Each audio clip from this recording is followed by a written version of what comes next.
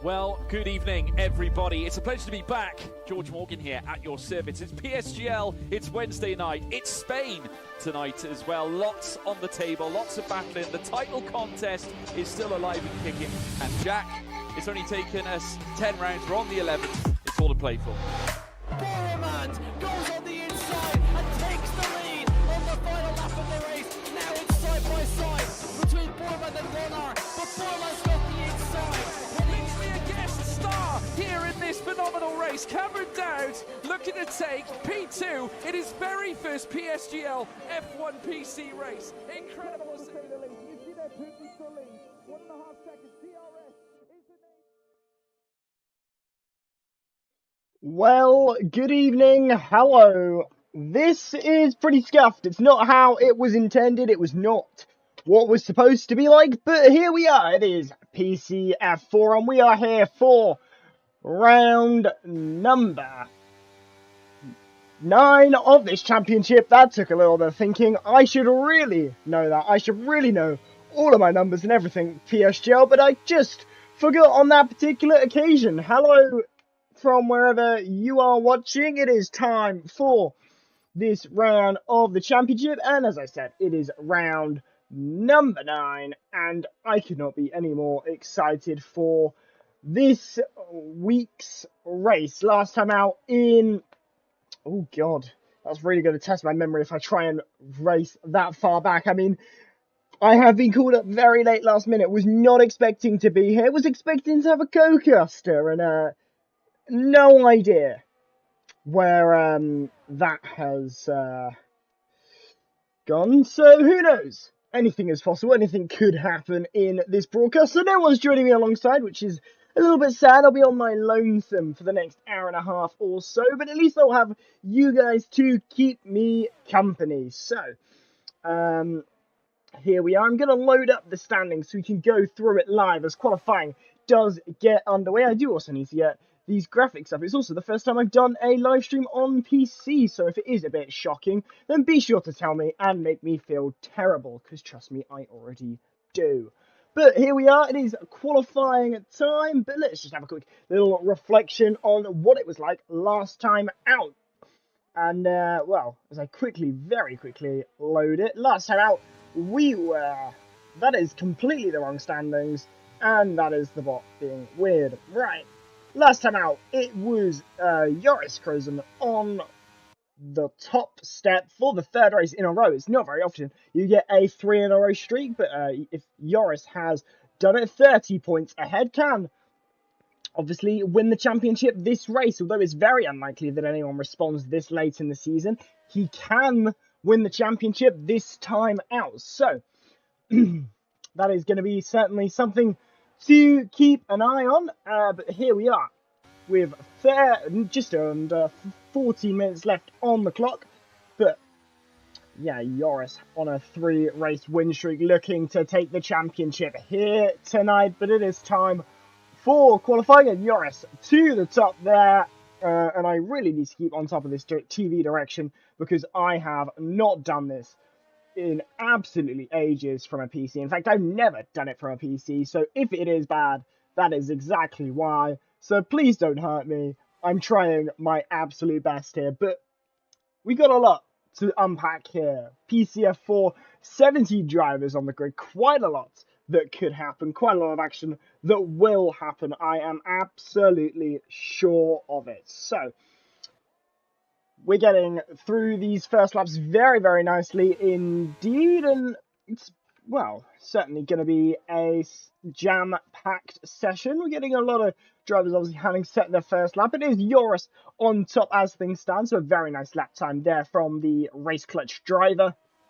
Obviously a lot of controversy, maybe a few little digs about that team at the minute, but that is not going to distract any of these drivers from going out there and performing at their very, very best. So that is absolutely brilliant. And thank you, Joris, for becoming a PSGL super fan. I'm now watching the stream on my phone, so if he does gift any subs at any point, I will probably end up with one of them. So there we go. That's me taking a minor victory here, but there's going to be a lot of victories, I think, for some of these drivers. There's a lot of drivers looking to try and capitalise here tonight. There's a lot that can happen and a lot that will happen, I am undoubtedly sure. And, well, we're getting these laps underway very, very nicely. Everyone coming in after those first runs. It is very important, these first couple runs. Just bed yourself into the track very, very nicely. This circuit, it's not a difficult one, but it's also not very easy. It's not that sort of circuit where you can just throw the car in all of the time, because some of these corners, they will really get your tyres, especially towards the end. Well, just after sector 1, you've got that long sweeping left, then the long sweeping right, and that really, really impacts the front and the rear tyres quite a lot, and it's why you've got to be really careful on your tyre pressures around here, and that's exactly why these drivers choose the best setups and get them from the best place, which, realizing what I've said, sounds very interesting indeed. But we are getting through and people are going out for their second laps now, which is exactly what we want. We want the action, we want the battles, we want qualifying, and we want to see it right now. So here we are, these second laps getting underway. Here we got Alan there coming out of the pit lane. I mean, this is my first time, I believe, here in F4. Actually, no, that's a lie. I was back here all the way for round number 1 in Japan, so that is quite the way and a long time ago. Also, I hope the audio is okay. If it's not, please let me know, because then I can actually do something about it. Yeah. But other than that, it's not looking all too bad, not looking all too shabby thus far, except I've noticed that one of the graphics is not centered on the screen, and that is going to frustrate me to no end, so I'll be fixing that before we head into the race. But nonetheless, here we are then, in this session, and with 10 minutes now left on the clock, it is really anyone's game here. I mean, Yoris obviously is the logical option if you're looking for someone to put your bets onto, maybe roll the dice with. If you're looking for someone who's a bit more of a gamble, go with someone further down. But Yoris currently occupying that top spot quite convincingly by nearly just, well, about half a tenth, or no, just nearly a tenth of a second there. So not bad at all there. And obviously yellow flags as drivers sort themselves out and get themselves ready for this lap. But we are going to have, I believe that's Emil Lundell down the order. I believe that might be the first driver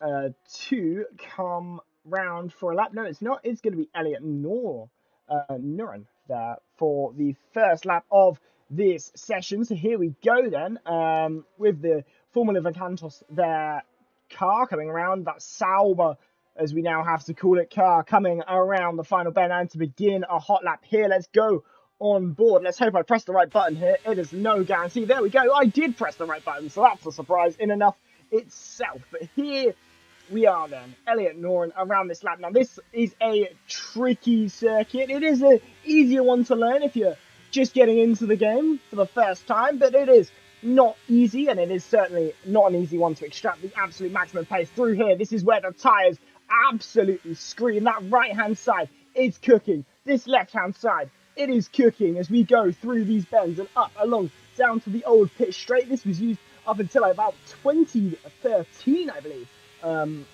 That's where I find out I'm very, very wrong, because I am very, very out of practice with doing this sort of thing on the fly. But here we go through Maggots and Beckett's, now taken very, very nicely and very nice over the curbs through there. Run as wide as you want on the exit, get as much speed through this corner, not up by a huge amount here as we go into sector number 3 now. So through this corner, it's a corner I personally hate. Really difficult to get the car turned in there, really difficult to keep that rear end stable, but very nicely taken indeed as we go into the final chicane. It's not, well, it is. Through goes Elliott up to the line, and it is a 3/10 improvement, and that's up to 3rd. So that was a very good final sector there to round off that lap. And now as other drivers are gonna come across the line, Alan there, who was on a hot lap, must have been validated because he comes into the pit lane. Let's go with Nico Benz here, who's going through into the sector 2. This fan favourite sequence of corners here, Maggots and Beckett's, absolutely blistering fast. We're taking a lot of these corners, about 180, 160, and then 140 miles an hour. So that's absolutely blitzing speed and a faster sector 2 there to suit 2 or nearly 3 temps up there. So that's a very good lap time. Could be in contention for provisional pole position here as we go around the final few corners now and into this final chicane, followed by one final sweeping right-hand corner. This is a very difficult corner. This final corner isn't the easiest. You can lose the rear up to the top of the timing screens by 200ths of a second. That is a brilliant lap there from Nico Benz to go up to the top of the timing ladder. And Joris can't respond because he has invalidated on this lap. So that is not what you want to see. And certainly not what they would have wanted on that particular lap. So not ideal in the slightest. But as these second laps begin to end and we begin to see everyone filter back into the pit lane once again, it really is a question of who is continuing to push, who is going on potentially for a lap, who invalidated and decides that they have to go again. Is there going to be anyone doing that?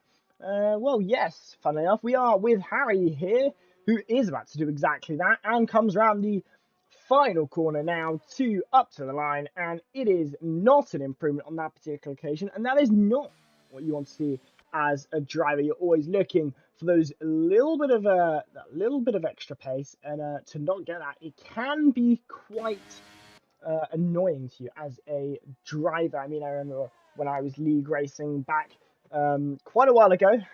It's a good thing I don't league race now because I am not good enough to race against these sort of guys. However much I might like to think I am, but nonetheless, these drivers are doing a very handy job around the circuit tonight.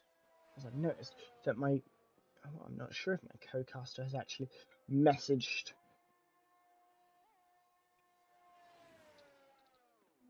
I am indeed alone, Connor. Well, here we are, getting towards the end of this qualifying session. And we have Nico Benz currently on provisional pole position, just 200ths though ahead of Joris Krozen there in second place. Joris obviously looking to try and seal the championship, needs 3 points to do that here tonight. So this is a championship deciding race possibly if Joris Krozen can outscore the entire field by 3 points. That is it. The championship is over. There is nothing that anyone can do. But there is certainly a lot that could happen tonight. You know, we still got a few rounds left of the season, so anything is possible. But everyone into the pit lane, and we see this very, very lovely pit building. It's such a lovely pit building, and that hotel, if you have seen the views from the Silverstone Hotel, or if you haven't, it is well worth a look. But have we got someone on a lap? Yes, we have. We have Sasha here coming around on a lap. So here we go up to what is a controversial corner as I pressed the wrong button. And I knew this was going to happen eventually. I just knew it was going to happen at some point or another within this stream because I have an inability to press buttons on a keyboard, having only done it recently for the very first time on a live stream, that is. So here we go through this sector, 2.5 temps up. That is a good lap time, gets them up a place. So certainly this final sector could prove very useful if there's a couple more temps on the table. It depends as to how your initial lap went though. How much time are you looking to find around the final few corners now? Up to the line, and as we head along the Hamilton Straight, which is the name for the pit straight, it's up to 13th there. So an improvement, and certainly got enough time to get back around, come into the pits, change tyres, and maybe sneak in a lap time right at the end. But you've got to blitz it around if you want any hope of managing to do that here. So absolutely going to be trying to do that tonight here for Sasha. So very much going to be interesting to see if they're able to do it. But ahead here is a Haas car, there you see, and that is going to be the first driver we're going to follow for these final flying laps. And it really is anyone's game as to who gets pole position. There's a lot of drivers very close to one another. Obviously that gap at the top so close, 200th of a second in it. I believe Sasha might have been trying to go for a second consecutive push lap, because now having pulled over to the side of the track after invalidating, so clearly not trying to get round and into the pit lane for one final dance. It clearly is the end of a competitive qualifying session for Sasha, unless they're going to try recharge the battery and go with this entire pack. Ooh, 17 drivers here out on circuit, and there really is a lot of changes that are probably about to happen in the next couple of moments. So do not go anywhere if you are watching along at home, because there's plenty to happen. And we look here, Nico Benz obviously currently on that provisional pole position, got his teammate out, teammate behind, so teammate probably looking and hoping for the toe, which is exactly what you're going to want, really, when you look at everything else that could happen. The championship is still up for grabs, just not for everyone. But here we go. Nico Benz setting the pace here. Final flying lap has begun. Can Nico Benz improve on this final flying lap? Thankfully, the Alpine of Joris Krozen is quite far behind, so at least it will give us plenty of time to ride on board with both of these drivers. Currently, both occupying right up into the top. So the only drivers in the 124.4s, and that is certainly going to be a bit of a barrier for these other drivers to try and break on this final run. Nico Benz through sector 1. It's a small improvement. It's a purple sector. That is exactly what Nico Benz will be looking for as we head through sector number 2. The tyres will be screaming. They'll be begging for mercy, and they're going to get a little bit of respite as we go through here. Now, up to one of the most iconic corners on the track. We head through here, and we absolutely take it full throttle, no lift required, 190 miles an hour now into Maggots, into Beckett, and here we go. Qualifying is now over. The drivers crossing the line now will be setting their final laps. This is exactly the end of qualifying now, and just nearly half a tenth up for Nico Benz. Could this be a lap time into the 124.4s? Daniele Parati there up to third. Blent Elks there up to seventh. So good lap times there, right at the death of the session for the Haas cars. Up to the line now, Nico Benz. What's it going to be? It is an improvement. It's nearly into the 124.3s there as they improve on that final flying lap by just enough. But it is enough to keep Joris Krozen behind. Joris is on a massive lap. He's 1.5 tenths up. This could be a lap time of all lap times. And it is a lap time from Elliot Noren there into the 124.3s. That's a 124.386. What a lap time that is. But can Joris Krozen take pole position here? Yes, he can. A 124.368.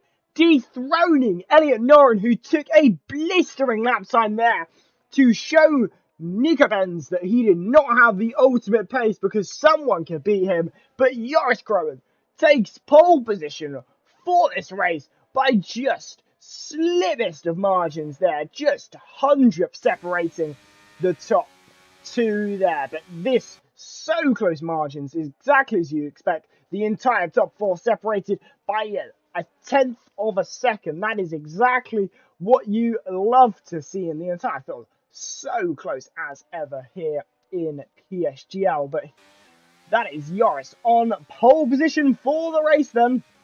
And what a lap time from the race clutch driver. It was very cloudy there as well, I noticed, as we were heading through qualifying. But here is your rundown of the grid. As well, the game's giving me about as many graphical issues as you could possibly muster. But it is Joris Krozen on pole by just 18 hundredths of a second there. But Elliot Noren behind. Nico Benz in third, rounding out that top three. Javier Domin there in fourth. Daniele Parati in fifth. Sixth there for Andras Franco. Simonovale in seventh. Blake Elks in eighth. Harry in ninth. And Tepe in 10th. Whew. I don't think we have enough time for an advertisement break, because I don't think we actually managed to get a qualifying ban. I don't think we did. That is impressive. I'm not actually sure if we have an advertisement break because we literally don't seem to have a penalty. No restart possible.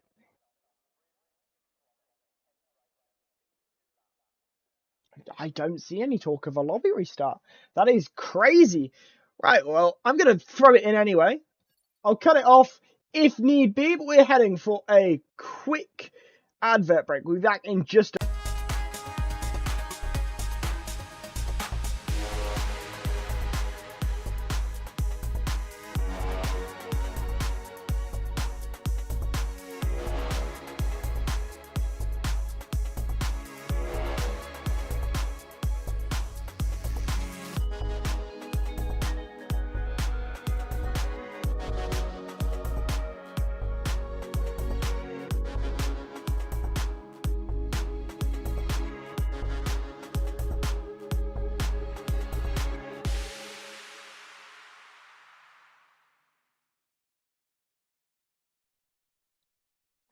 There we are then, managed to sneak it in, so that's exactly what we love to see, and there we go. Here we are, we're getting ready now for the race. The drivers sorting themselves out, getting that set up as exactly as you would love to see, and yeah, managing to just get that quick advertisement break in. Really surprised, no lobby restart, no one getting in each other's way, so that's a literal dream. And it turns out we might get a co-caster, which does mean it's going to be a bit scuffed because I don't think we're going to be able to get the cameras working, at least not with our actual names, but at least it means I'll have someone alongside me for the foreseeable. But it is 2, 3, 4, 5 red lights. And it's lights out and away we go. Here in Britain, it is Joris on pole position. But will it be him taking the victory? I pressed the wrong buttons. I knew it was going to happen. It's Joris Krohn on pole position as things stand. But will it keep that way to the end of this race? Looking further behind here, it is a absolute melee. Drivers going 3 wide there as we go on to the first straight here. Now, as we head through, top 8 there, battling away, drivers scrapping away for position. Top 8 there, trying to battle with Daniel Parati there. As we head through the first lap of action here, we head to the old pit straight that we used to use here in Formula 1. And I have been joined by Zappytron for the comms here tonight. Thank you, Sappy, for coming and joining me, because otherwise I'm going to lose my voice very, very quickly here.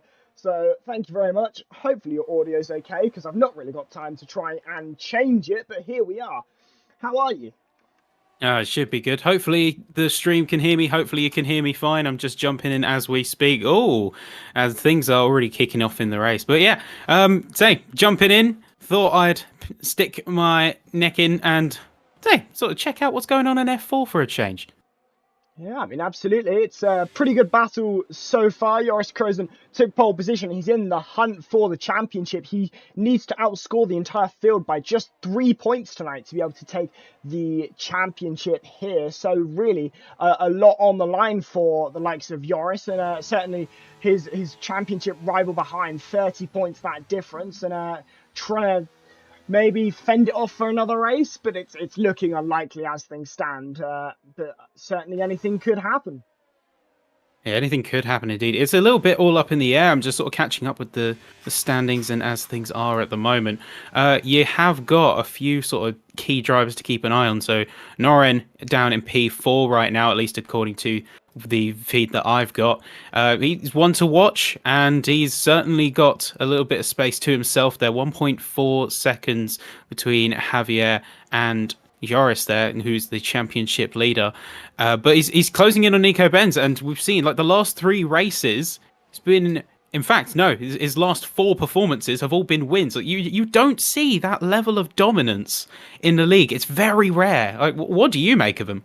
I mean, it takes a lot to win 3 races in a row, and certainly it's a really dominant display from Joris this season. I mean, he's taken so many wins, and certainly there's a lot that can happen, you know. And when you've got a season this dominant, you really have to ask, next season, definitely a promotion, I think, in order for some drivers, because Joris here has really proven himself. He's just set a fastest lap that did get taken by a medium runner, but he's obviously leading the way as things stand. He did take pole position. Nico Benz did manage to fight it, get past, but, well, you know, Joris responded, took it back, and said thank you. But I want to win this, not you.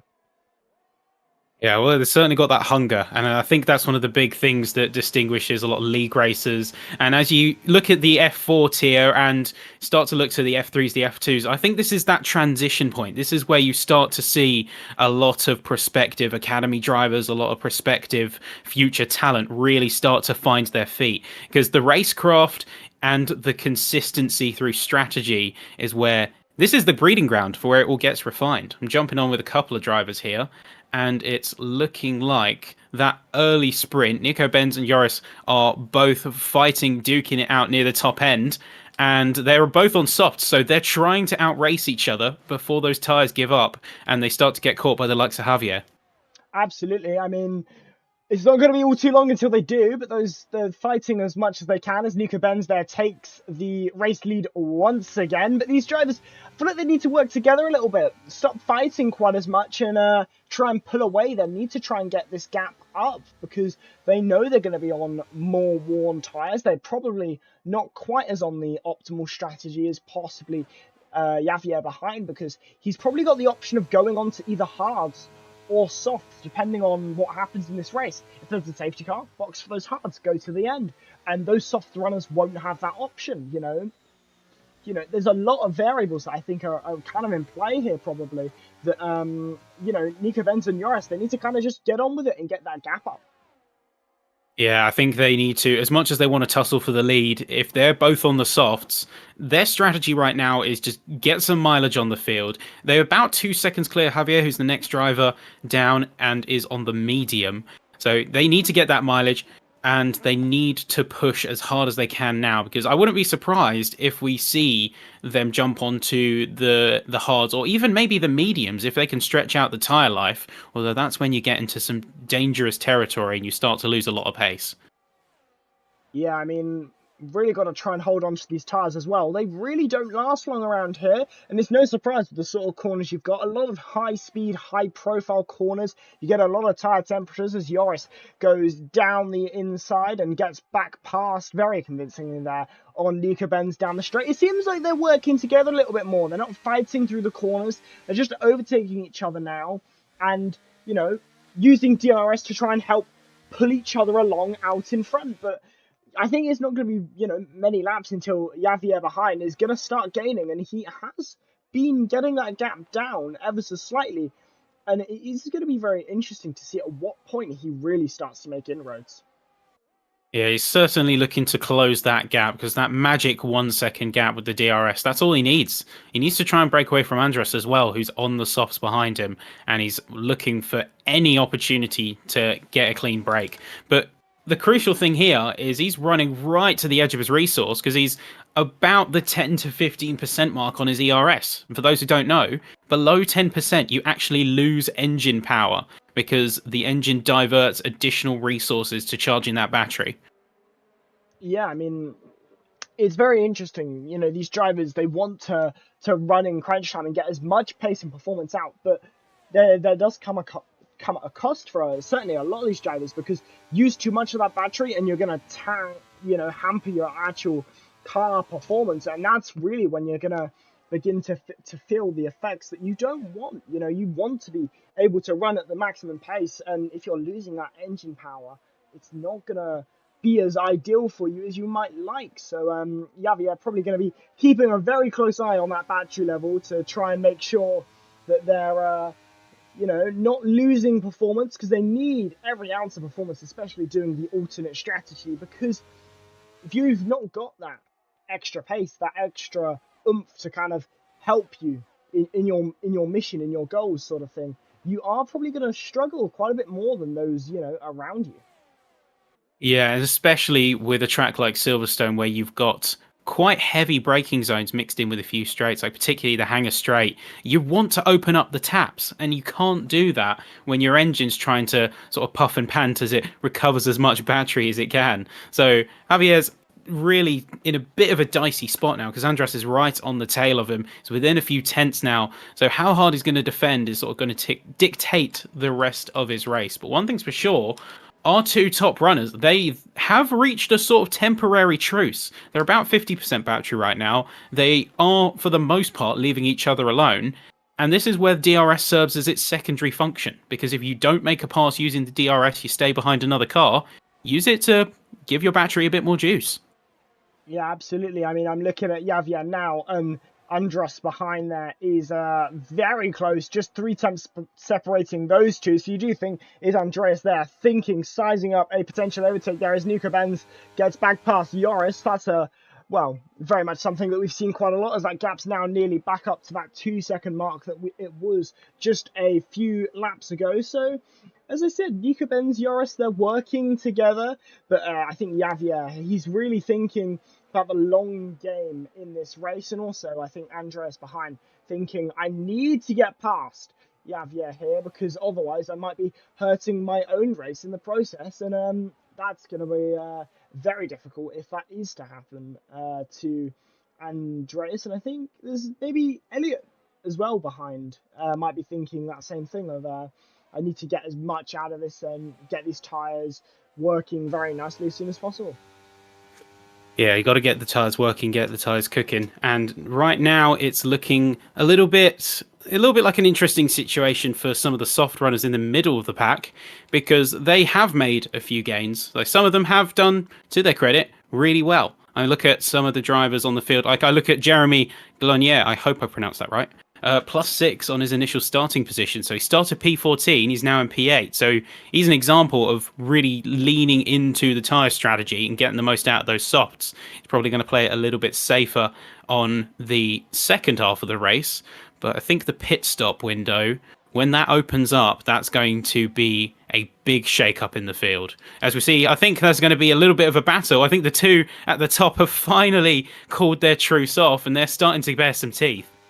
Yeah, absolutely. And I was looking behind as well, as Andreas there did overtake Javier, so that's freed the other Aston Martin on the soft compounder tyres. But these top two maybe deciding, yeah, we don't want to play it safe. We don't want to conserve anymore. We just want to fight, you know. But that's what we want to see. That's what we're here for, really. You know, we want to see them battle. We want to see them go balls to the walls and see what they can perform. So I'm very interested to see what happens between Joris and Nico, because I think these two, there's certainly two very fast drivers, otherwise they wouldn't be on the same bit of tarmac. So it'll be interesting to see maybe if blood comes to boil, especially with these two, you know, especially at a track like this where we've seen many battles come to boil and sometimes even end in disaster. Yeah, it can potentially end in disaster, and eventually tensions do roll high. At the end of the day, these are racers. Oh, I think that has just boiled over because Joris has overcooked it a little bit. He has taken a bit too much speed through Stowe. Maggots, Beckett's and Chapel now. You can see that the tension is very much there. Kuba Treziak, he's DNF'd. He's sped in the pit lane and he retired out in said pit lane. But now it's time. DRS, Nico Benz on the outside. He's going to take as much speed as he can, 204 miles an hour. He's going to lock it in through the apex, down through Vale now, and he's got command of the corner. Very nicely done. Yeah, very nicely from Nico Benz. I mean, I wonder if that mistake was the tyres being too hot, or if it was just, you know, carrying a bit too much speed into that corner. But either way, it was not what Joris would have wanted. I mean, certainly when you're thinking about pitting in only a few laps' time as well, you want to be in front of that driver, you know, when you go into the pit lane, because you've got to think about the fact that, you know, this pit lane is quite small. So if you're ahead, you're going to stay ahead. And it also gives, you know, it means they have to brake that couple extra meters earlier. It maybe gives you a slight advantage in the pit lane that you might carry through for the end of the race. And it could make all the difference. So I think Joris is certainly going to be thinking, I want to get back past. And I want to get back past very quickly. Yeah, and how quickly he can retaliate is going to be a big factor in how the rest of this race is going to play out. Certainly towards the pit window end of things, because these next few laps are going to be crucial for these two. Andres is 1.6 seconds behind, and every time these two come to blows and they start to fight, any moves off the racing line to be defensive or attack, that's going to cost you time compared to someone like Andras, who is behind, hasn't got anyone in front of him, maybe experiencing a little bit of pressure from the likes of Javier, who isn't quite done with the fight just yet. And in fact, I think is going to be mounting a challenge. So we've got a fight for the top step and also a fight a bit further down because P4 is going to be making an attack very soon. And we're seeing that Hangar Straight is a bit of a flashpoint for some action. Yeah, definitely, but that's to be expected. It is the longest straight on the calendar, and these drivers, although dirty air, is simulated, it's not quite as much as you might expect in real life Formula One, and it means they're able to follow so closely through Maggots and Beckett's, and as we go down that that long Hangar Straight, it means they really are just able to close up and dive down the inside for an overtake, or sometimes even they've just got the overspeed to just make the overtake on the road. And certainly that's why we're seeing quite a lot of overtakes down there, and this race certainly is going to be a very interesting one, and certainly overtake filled. Yeah, and so they're just trying to bide their time, I think. Some of these drivers are going for as much of a hard drive as they can in this first sort of stint, and then others are choosing to hang back, particularly those, I think, on the medium and the hard compounds, like Javier, for instance. Up in P4, he's got a very good position, but he has got ultimately much more hard-wearing tyres, especially Elliot Noren as well, who's in P5 on hards. He can really sort of gain a lot of advantage. I mean, his battery's nearly full. He's over 90% in that thing. That Alfa Romeo is looking very comfortable right now. Yeah, as Javier goes and overtakes Andreas there. So maybe a sign that these softs are starting to wear off as we see a driver dive into the pit lane. That's Joris, Nico and Elliot. And Joris gets a 5-second time penalty for speeding into the pit lane. I said about those extra couple meters that you can gain on the driver behind you, but that's all negated if you then go and get a penalty because you brake too late yourself. And Joris has really hampered his own chances of getting a great result here, because all of a sudden he's just blown his race up with a 5-second time penalty for speeding. He really has blown it up a little bit too much. The stewards do not discriminate whether it's a single kilometre an hour or 10. If you're speeding into that pit lane, you're speeding. You're getting 5 seconds no matter what. And it's not worth it. It's not worth that really running it up to the line. And I think Joris has found out the hard way. He's got 10 seconds of penalties to his name.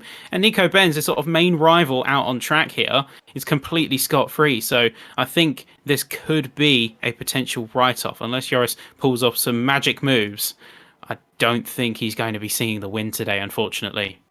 No, but even if he doesn't see the win and get that three race win streak into a 4, it's not exactly going to change the potential result. He obviously can still become a champion regardless. He does have to obviously outscore Tepay there, who is in 3rd place as things stand. Obviously, many drivers still yet to pit. He'd have to outscore him by 3 points to obviously take the championship here tonight. And but that 5-second time penalty, it's not going to help matters, but certainly still keeps it a lot up in the air. Tepay might be able to keep within those 5 seconds and outscore his championship rival, but Joris has to score no points for this to go into the next round.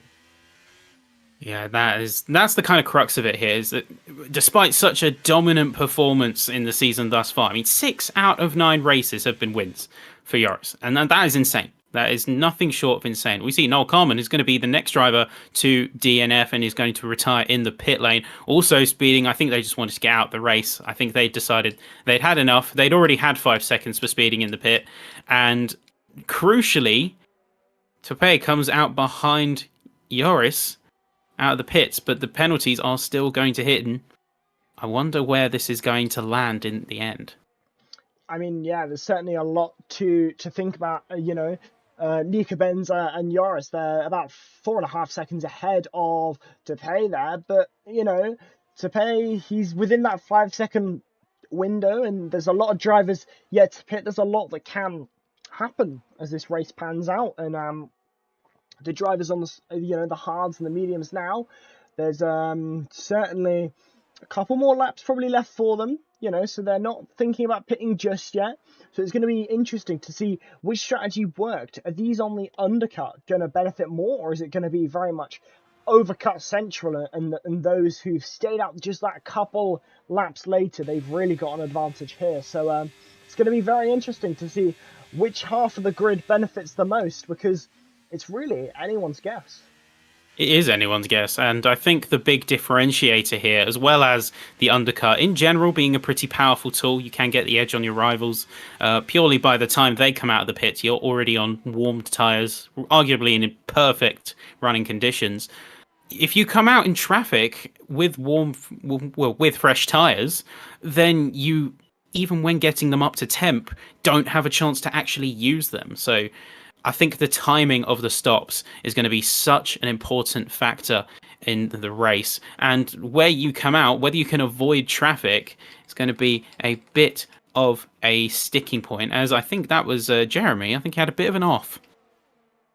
Yeah, I mean, certainly a few drivers having offs and oopsies here, but it's because it's a difficult circuit. As much as it's one of the first circuits that a lot of people learn to drive, to really extract the maximum out of this sort of track, you've got to really push every single limit here for every single lap of this race. 26 laps of full flat-out racing. It is not easy for these drivers, so it's very impressive that a lot of them are able to do it without getting a penalty, because, I mean, if this was me in the racing seat, I'd have about 20 seconds of penalties and I'd get disqualified by about lap 3.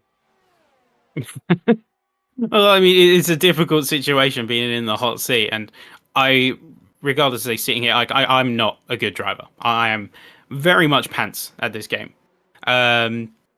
But that being said, I can appreciate and you can see all like the decisions that are happening moment to moment with these drivers. At any given time, you've got to be keeping on things like your tyre temps, not just the surface temps, but your carcass temperatures, because you get blistering, you'll lose your grip. You've got to think about your engine temps. Too much in the slipstream of another car, and you're going to be overheating, and you're going to have to peel out to cool that down. All the way down to where you actually are on the track. Have you got DRS? What's your tyre strategy? Do I fight this guy if they're on a different strategy, and so on? All of these things that drivers are having to juggle and make decisions on within tenths of seconds. And that is the real skill that is being put on display here. Yeah, I mean, absolutely. And it takes a lot of skill and certainly a lot of balls to try that different strategy that, like those top 6 currently, they haven't pit yet in this race. And it certainly won't be long until I think we'll see those medium tyre runners in probably within the next couple of laps. And we actually see a hard tyre runner come in. So I feel like that's a bit of an earlier stop than I was expecting for the hards. Probably onto a set of mediums here. So going to the end of the race here for Elliot Norrin. Obviously was in the hunt for pole position in qualifying and was looking very fast indeed, and well, not going very fast down this pit lane, but a change of tyres onto a softer compound and out for till the end of the race. Couple laps fresher tyres than those who are now overtaking. I mean, how will that affect the pace of Elliot as we head towards the end of this race? In terms of the tyre strategy, I think they went very conservative. The conservative tyre strat, hard to medium. They could have pushed those hards a lot harder with a minimal deficit of pace. So I am questioning the strategy, but at the same time, I think they've made a bit of a judgment call, made a bit of an assessment. The way up of the soft compounds sort of impact on this track, observing the other cars, seeing they got about 9 laps of good mileage on them before they started to let go. I think he's just made that judgment call. He said, right, I've got 11 laps left. I'd rather have a consistent 11 laps than one where I'd have 9 and then I'd have to be sort of limping it to the end. He is one of the sort of latter drivers in this race to take their stop. But looking at the rest of the field, it's mostly balanced itself out. You've got a few drivers at the top end who still need to go in, and a few more drivers getting penalties, getting very close to the edge of the pit lane speed limiter. Yeah, certainly, but they got to push every single limit they can, and sometimes, in the case of Yoris, you might, exceed it. But when you've got the sort of pace that Yoris has, I'm sure it probably won't be all too much of a problem, because he'll just think, fine, I'll go a bit faster for a couple laps, and oh look, I've got a margin, and now it's not a problem. But these drivers, they know what they're doing, and it's certainly in the case of Yoris, he'll certainly be looking at the time and trying to figure out, have I got the margin that I need here to take the championship? And at the minute, he certainly has got that margin, over 5 seconds to pay, who obviously needs to, outscore Yoris here. And Yoris, well, can't score points today. He's got, if Tepe wants to win this championship, and as it stands, Yoris is doing enough.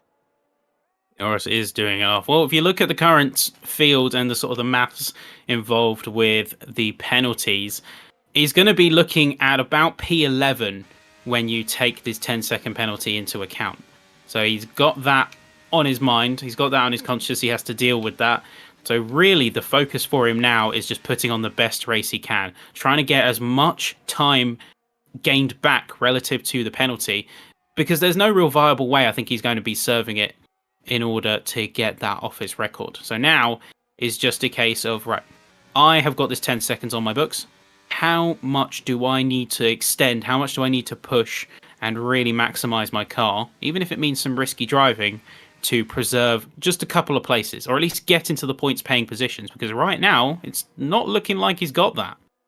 Yeah, I mean, I've only just realised that it's actually 10 seconds and not 5. I'm not sure where he got that other 5-second time penalty, because all I saw was him speeding into the pit lane. I'm not sure if maybe the race directors registered it twice or something, but when I saw a couple moments ago, he only had 1 time penalty. So, and I only got shown 1 time penalty, so I'm wondering where that other one has come from. I'm very confused, because I thought he only had 5 seconds, and it turns out I've been wrong. He has 10, so a twist that's even caught me out here.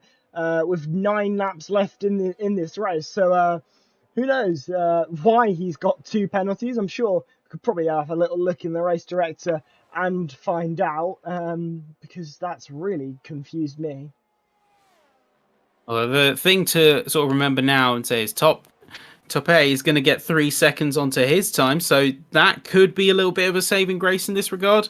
But regardless, Yoris has got 10 seconds of penalties. Whether that gets reverted to 5 seconds by the race director or not, that's irrelevant to him right now. All that matters to him now is the situation he's in, which is where he has this on his books. He needs to work around that. If he gets 5 seconds lopped off for maybe a game error, so be it. Fair play. Happy for him. But this is the hand that he's been dealt right now, and he needs to work to that. The 3 seconds on to pay is going to be certainly a helping hand, but as it stands, it's not quite enough. Yeah, I mean, certainly it is a helping hand for Tepe. Well, not for Tepe, it's for Yoris, sorry, because Tepe losing that 3 seconds, it'll put him down in about 6th as it stands. So that's quite a chunk of points lost. Obviously Yoris has got to get into the points and get at least 3 points in this race to take the championship. So that's what he'll be looking to do. Then, that means he's just got to finish, 8th in this race. So it's an achievable target for sure. But can it be done is the question. That's quite a lot of penalties. Other drivers will get penalties, but still, it's not going to be easy. Not going to be easy at all. Curiously enough, I'm looking to the back of the grid. Andres Franco, he's gone to the hard tyre at this point in the race, and he had to have a front wing swap. So his race has gone from a fairly good position to possibly like a complete 180. And I do wonder why he's gone for the hard tyre, because the mediums could easily cover this, if not the softs. We're seeing drivers on softs till the end now. As we get a 3-wide moment down the straight, sorry to cut you off there, Daniele Paroli going 3 wide there with Elliott behind, and Ballant there going 3 wide as Javier goes down the inside of Ballant into that final chicane there. Very lovely done as Ballant there loses a couple places in the space of only a few corners as Daniel sets a new fastest lap there on the soft compound tyres. No surprise there. Those softs are going to be blistering. They're going to give so much pace to those drivers running that soft compound tyres. It's no surprise that Javier, Daniele ahead, and other drivers have opted for that tyre because it is blisteringly quick as Daniele goes down the inside of Tepe and gets into the top 3 positions here. But look at that battery. There's contact. Oh, there's a little bit of contact and a rear end slide there for Daniele Parodi there. But look at the ERS on Daniele as well, because it's within that 10% range where you lose a bit of engine power. And oh my god, what a overtake. It is position losing galore for Tepe there as they lose places to Elliot and Javier there. Both FRV drivers getting past Tepe there through Cop's Corner. Oh, Wow. FIA Campeonato is certainly going to be happy after this one. Seeing 2 moves like that into P4 and P5, and after penalties, could be seeing at least one of them on the podium, as Daniele is going to be getting 3 seconds. He's put everything into the past couple of laps, and it's immediately been undermined. He's going to be dropping down all the way to P8 as things stand, and not accounting for some of the other drivers' penalties. Yeah, P8. It's going to be a very brutal day. Yeah, a brutal day, I'm sure, for many. But if you are watching from FVR, you might be looking very happy because you might have just looked at it and realised that if things finish as it stands, both your drivers will be on the podium, and that's exactly a good day in the office for them, And, well, no surprise that we're seeing a bit more of a battle as Elliot gets past Daniele there as Javier continues to eye up Daniele there. So, looking, and I think it's going to be Javier wanting to get past and maybe give his teammate, his teammate in terms of esports team ahead a little bit of a break and maybe a little bit more of flexibility in terms of everything that goes on towards the end of this race. But, well, I think we're certainly looking at a little bit of, say, back and forth. They are part of the same esports team, but they are just as much rivals on this track as anyone else is here. So they are still going to be looking to put up the best fights they can. Nobody's doing anyone in favours. It's like the Constructors' Championship to an extent. Despite being on the same constructor, at the end of the day, you're the sole driver. And as a driver, you are focused on the Drivers' Championship. That's where the action's at for you personally. And short of being signed to an academy team, it is sort of a little less, it's a little lower stakes for you. But Noren, I know we were criticising him earlier for his choice of tyre compounds with the hard to the medium, but that conservative tyre strategy, playing it a lot safer, seems to have really worked out for him, as he's going to be pushing Daniele into the P4 position, despite being on, technically, by this point, inferior tyres. Daniele should have more grip, and it's just not coming.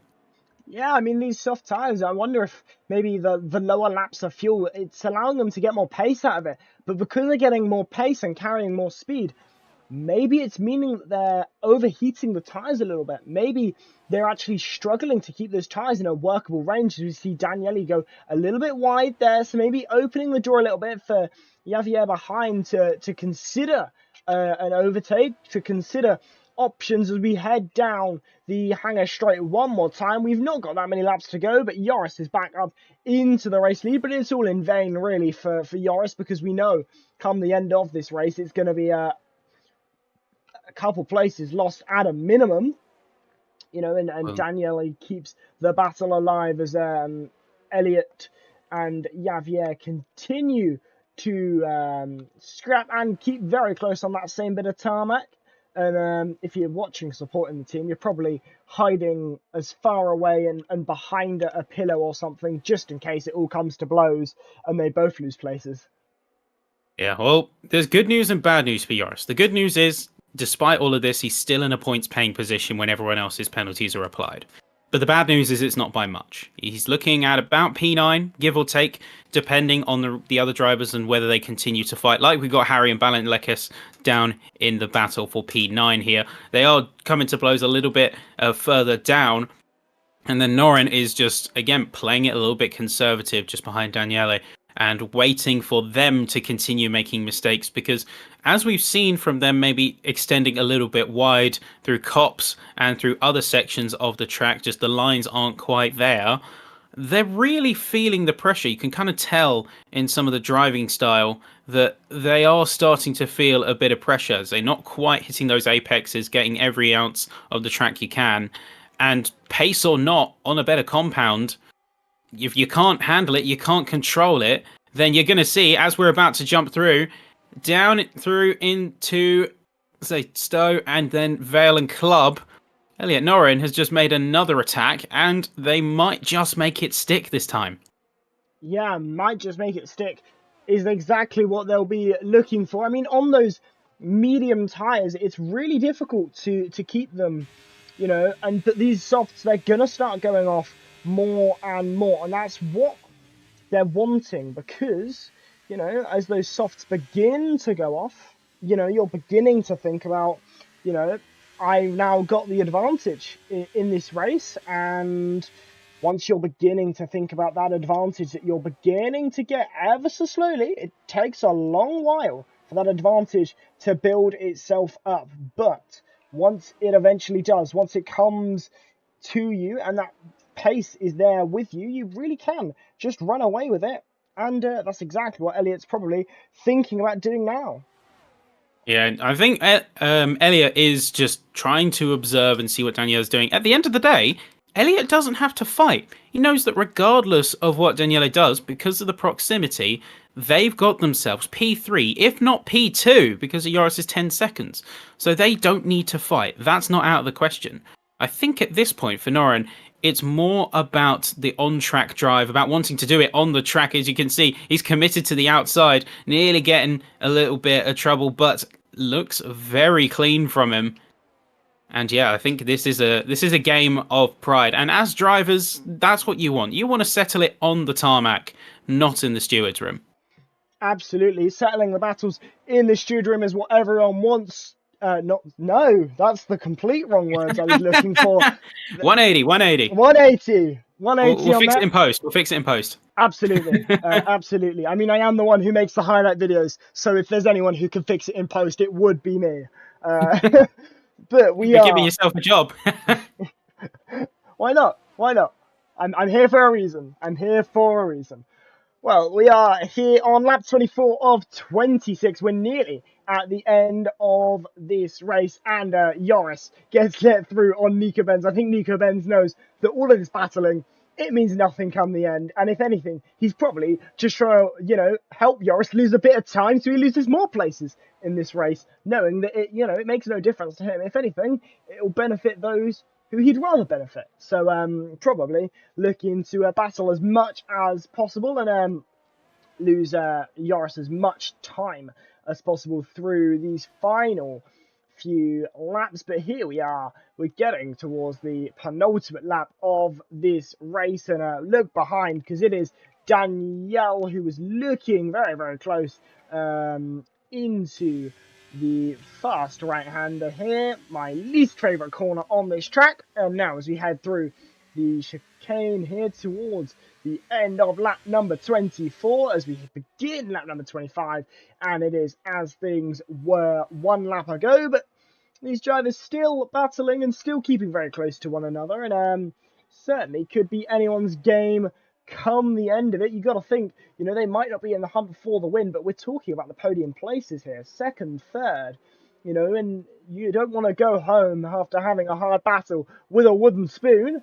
You know, and because the wooden spoon is always the least important. You want to go home with something more meaningful, and I certainly think all of these drivers will be thinking about trying to get as much out of this race as possible. And well, if you're, you know, Javier, you're thinking, right, I want to get past Danielle. Can I get past Elliot? Possibly get that second place. You know, take him a really solid result, but to pay behind might be getting desperate.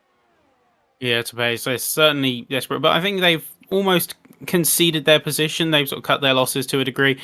More curious about the fact that both Joris and Nico are sitting a completely full battery and have done so for a couple of laps now. So I kind of wonder what their game is. I would have thought that they'd want to be pushing to get that maximum time gap, or certainly in Joris's case.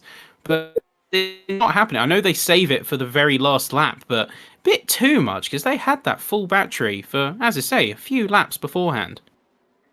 Yeah, I mean, interesting choice there to try and, get hold on to all of that battery, because you don't need to, especially these sort of drivers. There's no need for them to hold on to all of that battery charge. Unleash it onto the racetrack. Try set a faster lap. We are on the last lap of this race now, so it's all going to come to an end here. And I mean, although the race winner might be a little more decided than everything else, it's certainly not been the easiest of races for the person who's leading the race as things stand, Joris. But Nico Benz there, I think, really eyeing up the opportunity to take a win here in Silverstone. I mean, what a circuit to take a win at. It's such a varied circuit. So many different corners. There's fast, there's slow, there's medium speed.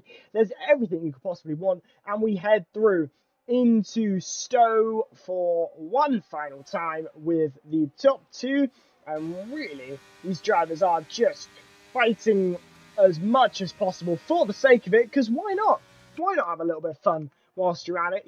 Joris, he certainly might be getting a little bit frustrated about all the time he's lost towards the end of this race, because Elliott just about managing to get within a second there of Nico Benz there, and Nico Benz thinks about that overtake, but Javier does think about the overtake on Daniele Parodi there, and he does get that overtake into fourth place as we go round the final bend. It is going to be Joris who takes the win on track here in Silverstone, but it is Nico Benz there who takes the race win. Elliott in second, Javier in third. I believe Daniele does get fourth place there. Tepe in fifth, Samini Violo there in sixth, Emil Lundell in seventh, Sasha there eighth, ninth for Joris, which does mean he has done enough to take the championship, because Tepe did not manage to win the race here, and Harry there rounds out the top 10. So that is the championship confirmed. That is the championship sealed. It is Joris there with an amazing 6 wins in 9 races. Couldn't quite make it 7 and extend that win streak, but a championship has been won nonetheless, and that's exactly what you want to see if you've taken a season as good as that. Yeah, and as much as it was a little bit of a different note to end a championship run on, 6 out of 9 wins, or 6 out of 10 wins now in the season, that is a success rate that is just unprecedented. That's like once in a blue moon in any league. So that level of dominance does speak to a really strong driver, and they've certainly sealed and confirmed their promotion to F3 in the next season. But I wonder how far they're going to go. Yeah, absolutely. I mean, there's certainly a lot of potential moves that could happen, and certainly this would be one of the ones that we could be seeing, could be eyeing up quite a lot, because the pace there was just amazing to see. I mean, takes a lot to take that sort of display and really go with it and go very, very far indeed. So nonetheless, what a race that was, and have a rundown of that order for me whilst I quickly try and sort out cameras. And then you look at the order, it's going to be Nico Benz, very well fought against the championship winner in the end, but it is going to be Nico's race today. Elliot Noren is going to get promoted into P2 post penalties along with Javier. Their great fight with Daniele was rewarded with a P3 spot.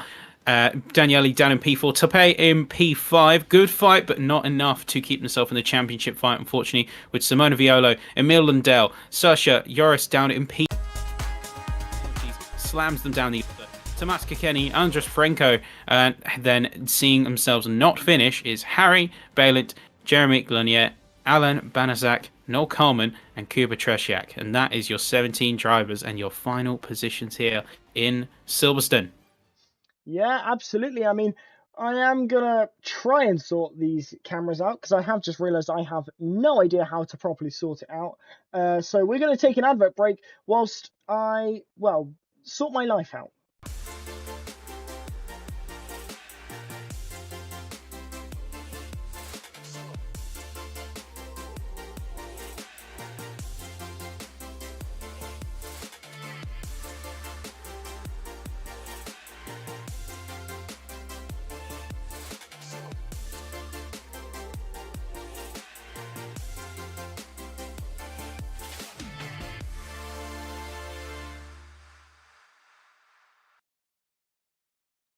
Right.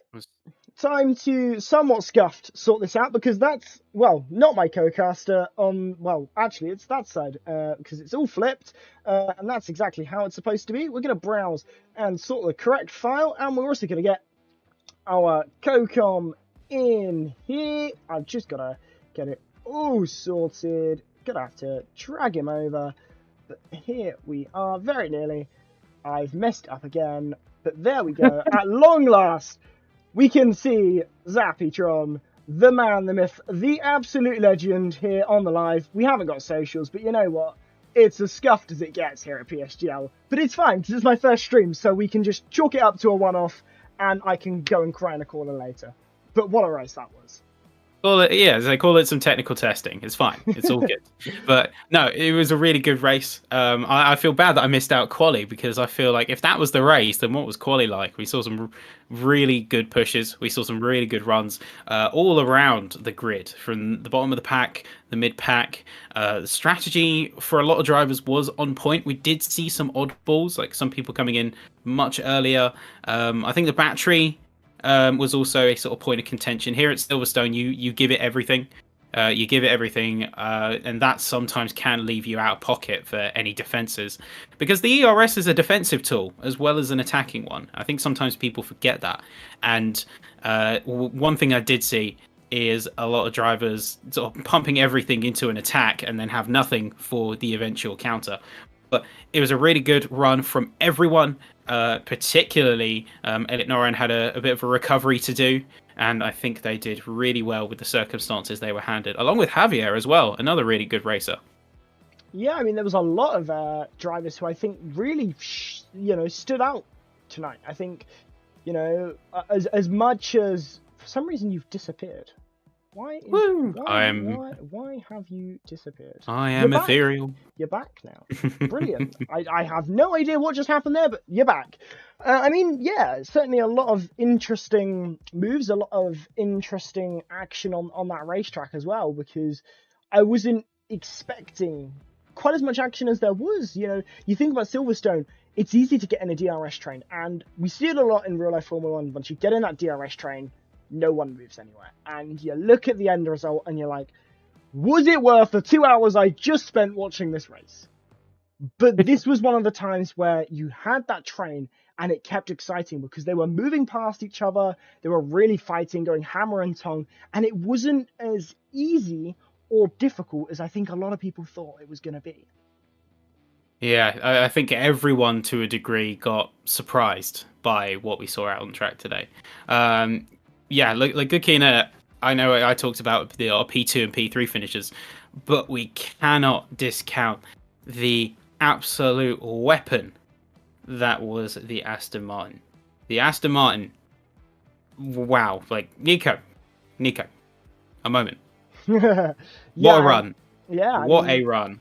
It takes a lot for these drivers to fight week in, week out and deliver these sort of results. You might look at the championship come the end and see Joris won it, with whether it be 6, 7 wins, depending on if he wins the finale, maybe he won't show up. He's won the championship, so is there a point of racing? Who knows? But he whether he's got 6 or 7 wins, he'll still look back on that season and think, I could have got more. Because these are racing drivers. They always want that extra bit. They always want that extra step to be above everyone else.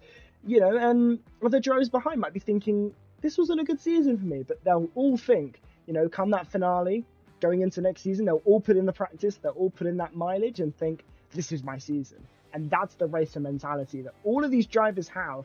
And as you move up the tiers, you notice it a lot more. Because sometimes you see it in their messages, you can see how they get a bit more frustrated at those little incidents. And it's always very fun. I think the word of the day is passion. It speaks to, as we come to the sort of climactic rounds of every season, we always see this. There's a lot on the wire. There's less opportunities to make sort of positional jumps in the championship. And as we've seen here today, again, very odd circumstances, but the championship has been officially sealed. Unfortunately, it doesn't look like we've got anyone in the interview waiting room, so I guess they'll have to be caught out in next race. But the racer mentality is one of like, you are passionate and you are driven. When it comes to racing, every single lap, every single moment counts. Whether that is a quali, a practice, or even just getting a single sector right. Maybe you've really struggled with a certain part of, say, Spa-Francorchamps. Maybe you can never get the line just right going through Pouhon.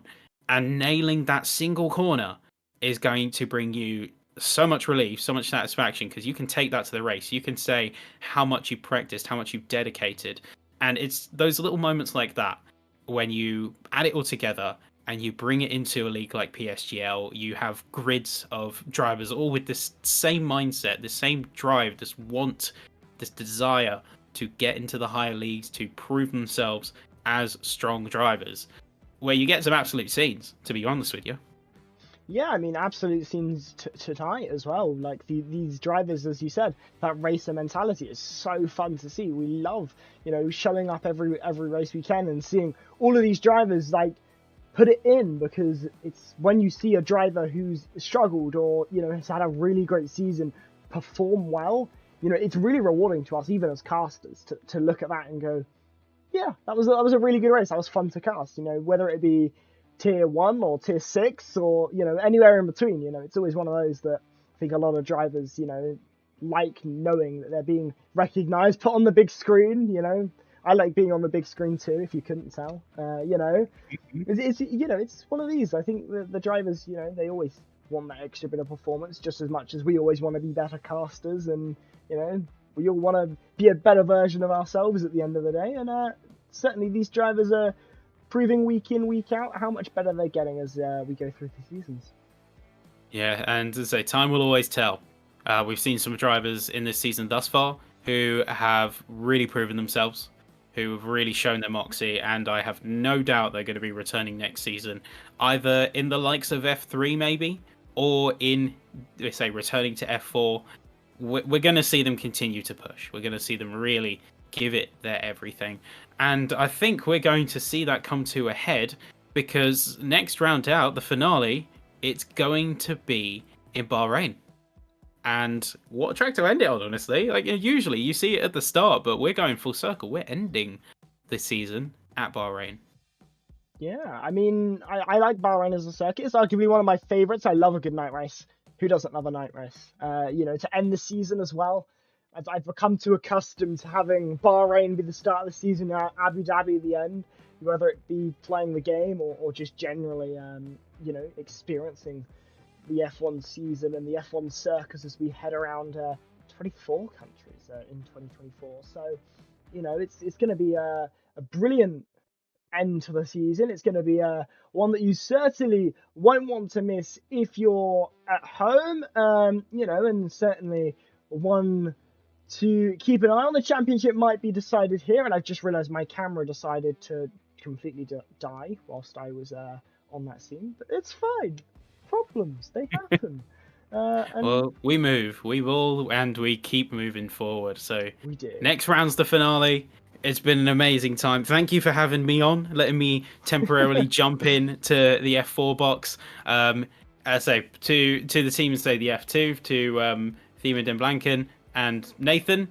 Nathan, you better not reject me next round. But it was still amazing to be sort of jumping in and sort of getting a perspective jumping in F4. Thank you for having me. And to the folks watching still, we'll see you in Bahrain. See you in Bahrain.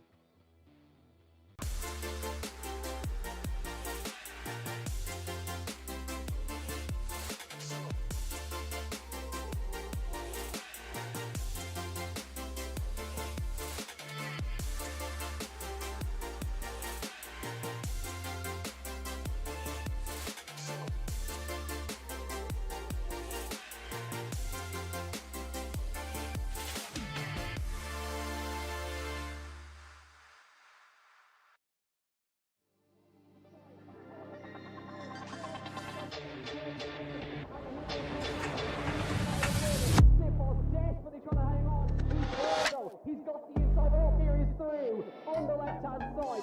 Hooks the apex, gets on the power nicely, and that is job done. Jarno Opmeer now to the last couple of corners now. His finest drive, his greatest drive, and he's done it at the Circuit of the Americas. He returns to the top step of the podium. Once again, the GOAT is back. Jarno Opmeer wins the US Grand Prix.